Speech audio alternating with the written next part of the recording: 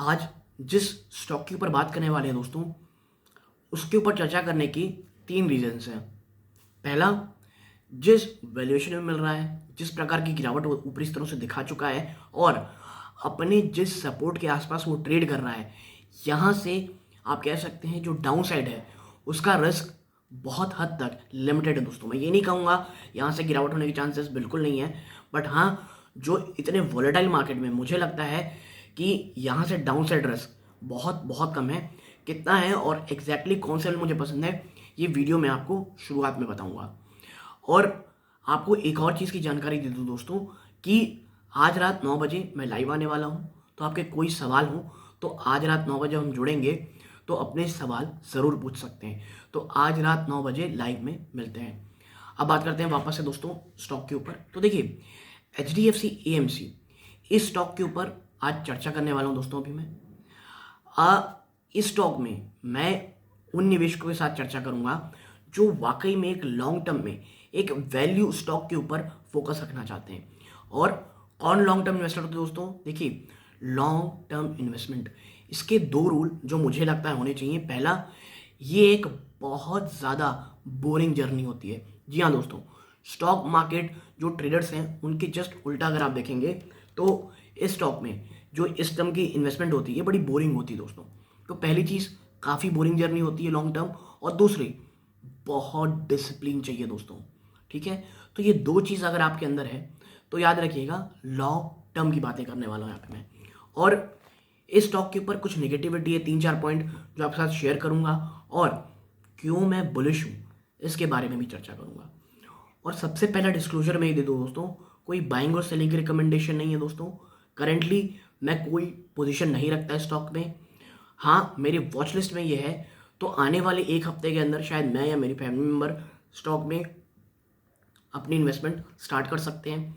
और एक चीज़, एक बहुत बड़े एनालिस्ट जो अभी अभी एक स्टॉक को बहुत धूम धड़ाके से प्रचार करने के बाद चुपचाप निकल गए, चुपचाप तो खैर वर्ड सही नहीं रहेगा, बट हाँ निकल गए, वो भी इस स्टॉक में कुछ समय पहले अपनी पोजीशन हल्की कर चुके हैं या एग्जिट ही ले चुके हैं, ये कहते हुए भी कि यहाँ इस स्टॉक से उनको अब उतने बड़ी परफॉर्मेंस की कह सकते हैं उम्मीद नहीं है दोस्तों।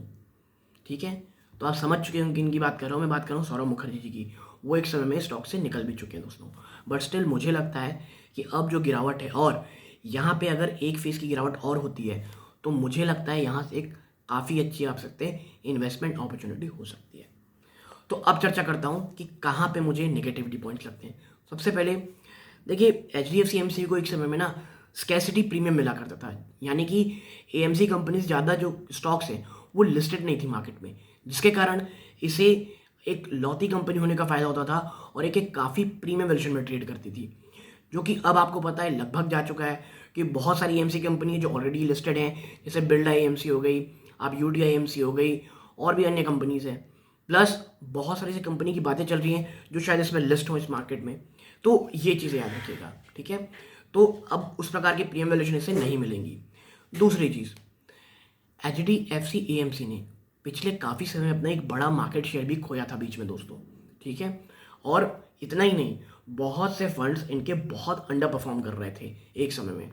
तो ये जो संदेश गया वो कोई बहुत ज़्यादा अच्छा नहीं गया निवेशकों के बीच में। और देखिए, फंड हाउसेस के साथ ऐसा ही होता है, हर फंड हमेशा ऊपर ही आपको रिटर्न दे ऐसा ज़रूरी नहीं है। बीच में शायद कोई स्टैगर्ड फेस आएगा, कहीं कहीं थोड़ी अंडर परफॉर्मेंस भी देखने को मिलेगी। तो वही HDFC AMC के साथ हुआ और इन्होंने अपना मार्केट शेयर भी लूज़ किया। बट अगर अब आप देखेंगे, HDFC AMC के जो फंड्स हैं वो काफ़ी हद तक परफॉर्मेंस भी करने लगे हैं काफ़ी अच्छी।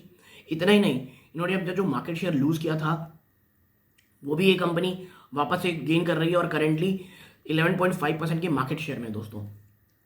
तो ये जो कंसर्न्स थे वो भी ज़्यादा दिखाई दे रहे हैं। ये आप समझिए, HDFC AMC इतनी बड़ी एक AUM चलाती है, 4.5 ट्रिलियन रुपीस की AUM ये कंपनी होल्ड कर रही है। तो एक चीज़ तो आप समझ लीजिए, जब आपका फंड इतना ज़्यादा बड़ा हो जाता है तो उस तरह की परफॉर्मेंस देना बहुत ज़्यादा टफ हो जाता है, ये चीज़ समझिएगा। और HDFC AMC में निवेश कीजिएगा। ये एक आप कह सकते हैं कि आपको जो ये वॉलेटाइल मार्केट है, मुझे लगता है उसमें कोई एक आ सकते हैं स्टॉक जो डिविडेंड अच्छी दे रहा हो, एक स्टॉक जो डाउन साइड लिमिटेड है। क्योंकि मैं आपको एक चीज़ बता दूं, HDFC AMC की अगर आप देखेंगे रेंज, नीचे में 1500, ऊपर में 22 से 2300, यही इसकी रेंज रहने वाली है। और मुझे ऐसा लग रहा है 1750 जहाँ पे अभी ये दोस्तों ट्रेड कर रहा है, वहाँ से अगर आप देखेंगे तो डाउन साइड एट मैक्स 1500 के आसपास का है। और मुझे नहीं लगता ये सपोर्ट ये तोड़ेगा। और आने वाले 1 से 2 दिन में आप देखेंगे तो शायद 17,500 भी 17,50 माफ़ कीजिएगा, जो 1750 जहाँ पे ये ट्रेड कर रहा है आसपास, वो भी तोड़ना इसके लिए थोड़ा टफ हो सकता है।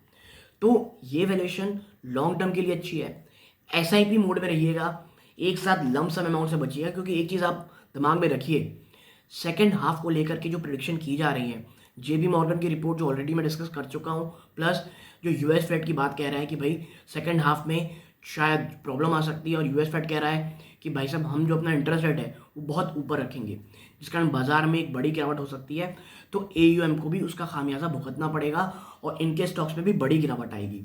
और जो वो स्टॉक जो थोड़े एलिवेटेड वैल्यूएशन में रहते हैं, उसमें सबसे ज़्यादा भयंकर गिरावट आ सकती है। तो ये चीज़ दिमाग में रखिएगा। इसीलिए SIP मोड में निवेश कीजिएगा, चाहे वीकली SIP करें, आप मंथली SIP करें। मुझे ये लग रहा है HDFC AMC यहाँ पे काफ़ी अच्छा हो सकता है। और देखिए, प्रभुदास लीलाधर की एक रिपोर्ट आई थी, उनके हिसाब से भी 2 AMC कंपनीज हैं जिनको उनको वो बहुत पसंद है। पहला HDFC AMC है दोस्तों, और दूसरी UTI AMC है। बट UTI AMC में किसी दिन और बात करेंगे, आज हम बात करने वाले हैं HDFC में ही। और नेक्स्ट चीज़ क्या है दोस्तों, तो देखिए जो HDFC AMC है दोस्तों, वो अब यहाँ से मुझे लगता है डाउन साइड रिस्क इसका बहुत ही लिमिटेड है दोस्तों। और वो निवेशक जो लॉन्ग टर्म में पिक करना चाहते हैं वो इसमें निवेश कर सकते हैं। अब पिक्चर को थोड़ी बड़ा करता हूँ, थोड़ी बड़ी करते हैं और देखते हैं कि वाकई में कितना बड़ा पोटेंशियल है इस पूरी कंपनी का, इस पूरी सेक्टर का। तो देखिए, आपके साथ कुछ डेटा अगर शेयर करूँ तो आप देखें तो AUM रेशियो GDP अगर आप देखेंगे ना, तो भारत की मात्र 16% दोस्तों, ठीक है। और वही रेशियो जब हम वर्ल्ड के एवरेज देखेंगे तो वो 63% है। अब आप समझिए, भारत 16% में, वर्ल्ड एवरेज 63 में, और USA से पता नहीं क्यों कंपेयर किया जाता है, बट स्टिल अगर आप जानना चाहते हैं तो USA का नंबर है ये 140% है। अब आप समझ जाइए हमारे पास कितना बड़ा रूम है। लेकिन एक चीज़ समझिएगा, इसी रूम को सिर्फ आप और मैं नहीं देख रहे, तमाम AMC कंपनीज भी देख रही हैं। और यही कारण है कॉम्पिटिटिव इंटेंसिटी इस सेक्टर में लगातार बढ़ती जाएगी, जिसके कारण जो यील्ड है उसमें प्रॉब्लम आ रही है, जिसके कारण जो आप कह सकते हैं जो मार्जिन्स हैं उनमें प्रेशर रहेगा। और यही कारण है कि कोई बहुत बड़ी, कह लीजिए आपको ये स्टॉक, अगर आप सोच रहे हैं कि आपको रैली करने वाली है आने वाले 1 से 2 साल में, तो इस चीज़ को भूल जाइए। एक काफ़ी अच्छा स्टॉक है जो आपको एक डिसेंट रिटर्न देगा, प्लस एक अच्छी खासी डिविडेंड भी देगा दोस्तों। तो इसलिए निवेश कीजिए, ठीक है। और ये जो बढ़ोतरी है ये तो होगी, क्योंकि एक मैं रिपोर्ट पढ़ा था ब्रोकिंग हाउस की, उनके हिसाब से आने वाले समय 13 से 15% के CAGR से ये पूरा का पूरा सेक्टर बढ़ेगा।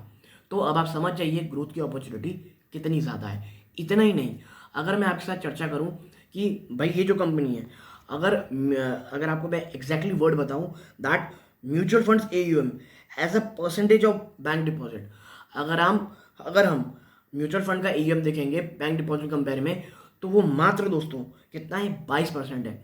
और फिर वापस से अगर US कंपेयर करें तो 100% से भी ज़्यादा है। तो आपको समझ में आ रहा होगा आप कितने बड़े एक सेक्टोरियल ग्रोथ में बैठे हुए हैं, ठीक है। तो ये चीज़ आप समझिए। देखिए, HDFC AMC में मैं इतनी ज़्यादा आप कह सकते हैं आपसे चर्चा क्यों कर रहा हूँ, क्योंकि मैं ये नहीं कह रहा कि कोई चैलेंजेस ही नहीं है। चैलेंजेस आप देखेंगे तो मैं बाकायदा आपसे चर्चा कर रहा हूँ, चैलेंजेस हैं।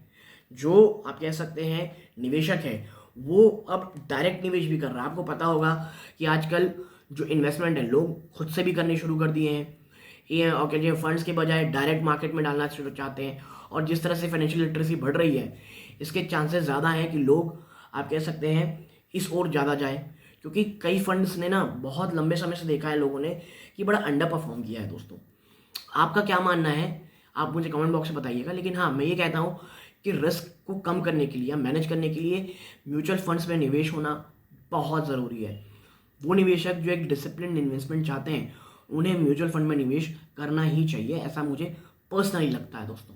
हाँ, रिस्क म्यूचुअल फंड में भी रहते हैं, लेकिन हाँ स्टॉक मार्केट कंपेरेटिवली वो बहुत हद तक कम रहते हैं दोस्तों। और अगर आप 5 से 10 साल में अगर SIP एक अच्छे फंड में कर रहे हैं तो वो ऑन एन एवरेज आपको 10 से 13% के बीच के रिटर्न अवश्य दे देगा दोस्तों, जो कि मेरे हिसाब से काफ़ी शानदार होता है। तो HDFC AMC में इन्वेस्टमेंट के लिए मैं बार बार बात इसीलिए कहता हूँ क्योंकि यहाँ से जो तमाम निगेटिविटी है प्राइसिंग हो चुकी है, लॉन्ग टर्म के लिए काफ़ी अच्छी वैल्यूएशन लगती है, कुछ चैलेंजेस हैं और सेकेंड हाफ शायद इकोनॉमी को थोड़ा झटका दे सकता है, तो उस समय शायद थोड़ी गिरावट और हो सकती है, लेकिन वो एक्यूमुलेशन काफ़ी अच्छा मौका होगा दोस्तों। तो ये छोटी सी एनालिसिस अगर आपको अच्छी लगी हो, वीडियो को लाइक करके चैनल सब्सक्राइब कीजिएगा। यहाँ तक जुड़े रहे इस बात का बहुत बहुत धन्यवाद। ये सूर्यकांत है। जय हिंद दोस्तों।